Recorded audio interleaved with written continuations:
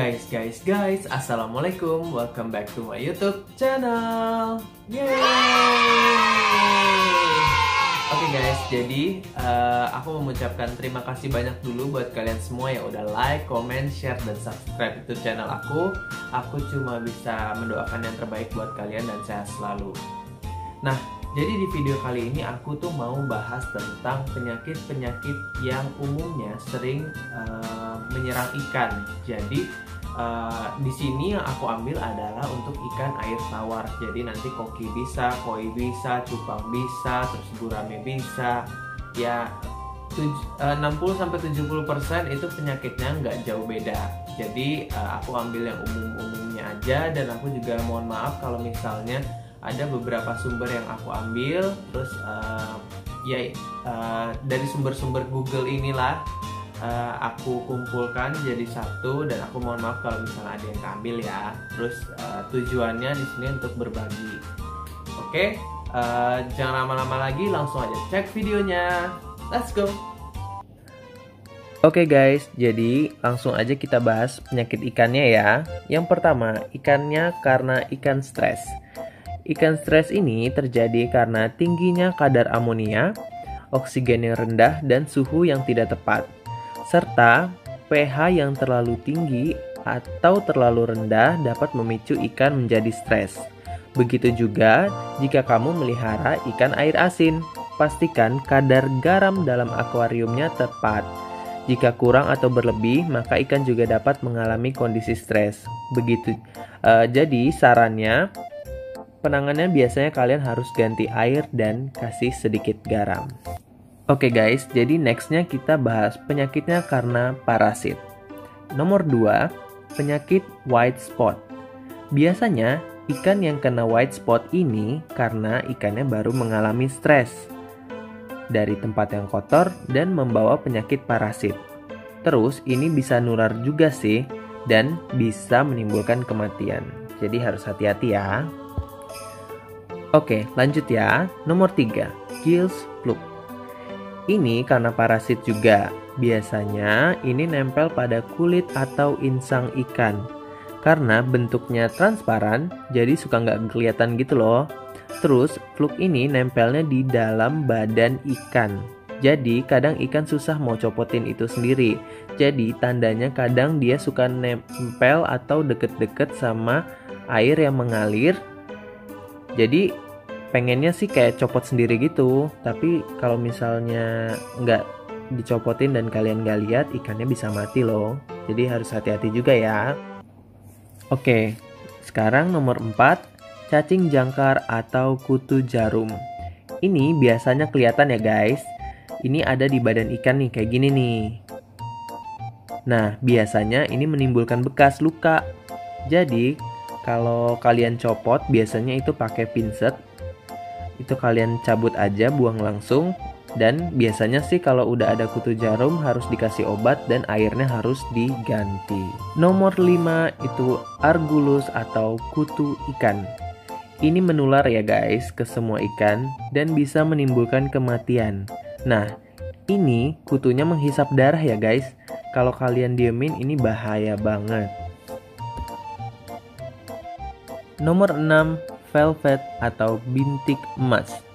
Ini cukup langka sih, cuma ini mesti hati-hati juga karena kalau namanya parasit itu pasti berbahaya. Sekarang nomor 7, trichondia. Ini biasanya balik lagi ya, biasanya karena tank yang kotor. Ini mengganggu banget ke kualitas hidup ikan kalian, tapi bedanya dia nggak nempel ke badan ikan ya. Next, nomor 8, hole in head atau lubang di kepala. Ini awalnya bintiknya kecil sih, lama-lama dalam. Nah, ini biasanya mengundang penyakit lain ketika ikan sakit. Nomor 9, busuk sirip. Ini juga karena parasit ya guys. Jadi, kalau misalnya nggak diobatin, penyakit ini bakal menggerogoti sirip ikan kalian. Dan bisa nggak tumbuh lagi loh siripnya. Nomor 10, pembusukan pada mulut.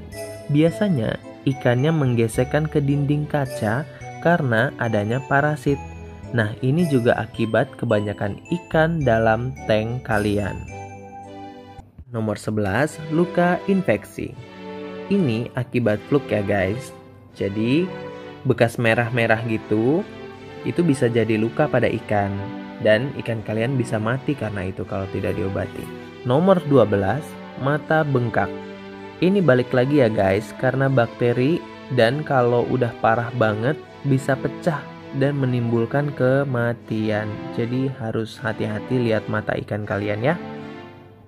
Nomor 13, dropsy. Faktanya sebenarnya dropsy ini adalah gejala kesehatannya yang buruk.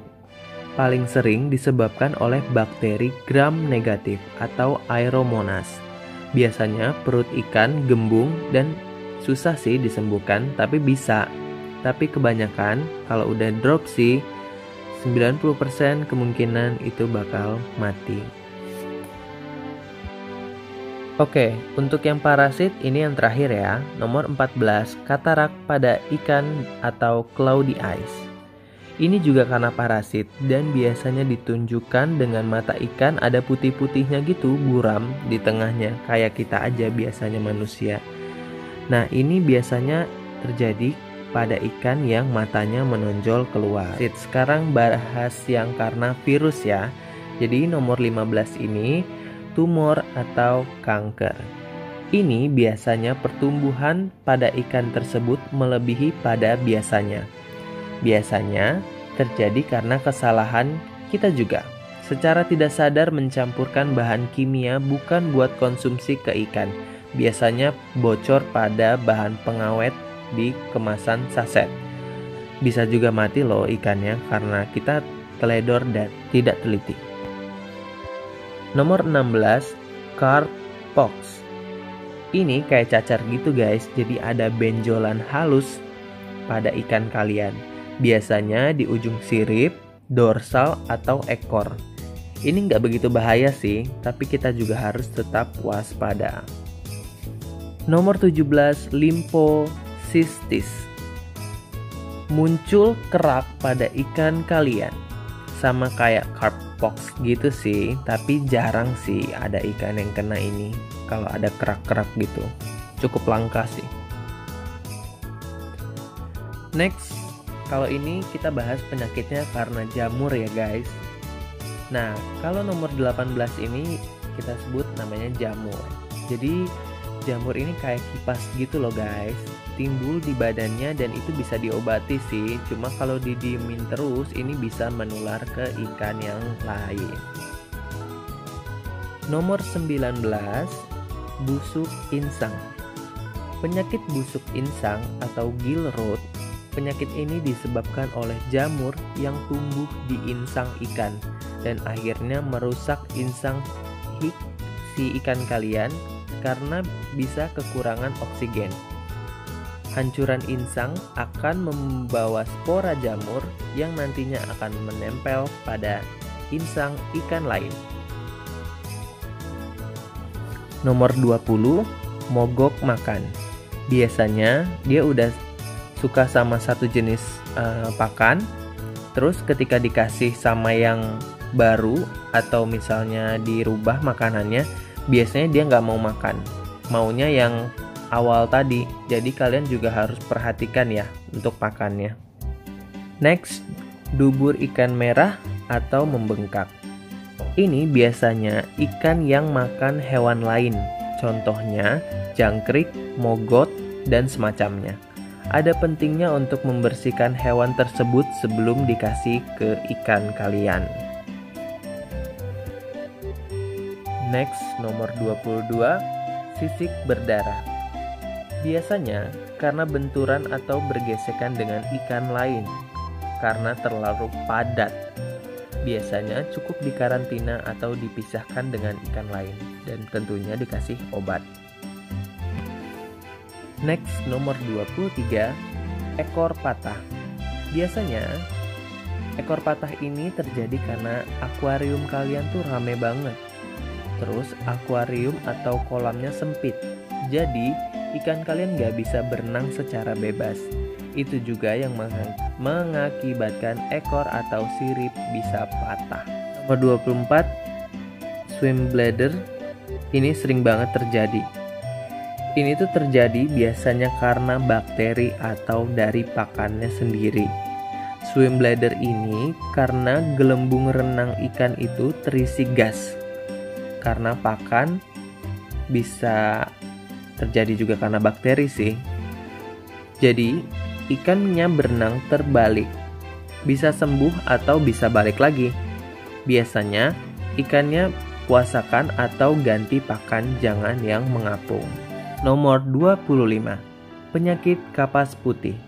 Jenis penyakit yang umumnya menyerang koi, yaitu disebabkan oleh jamur Saprolegnia. Jamur tersebut hidup dengan baik pada kondisi air yang kurang sehat atau keruh. Tumbuh pada luka ikan koi.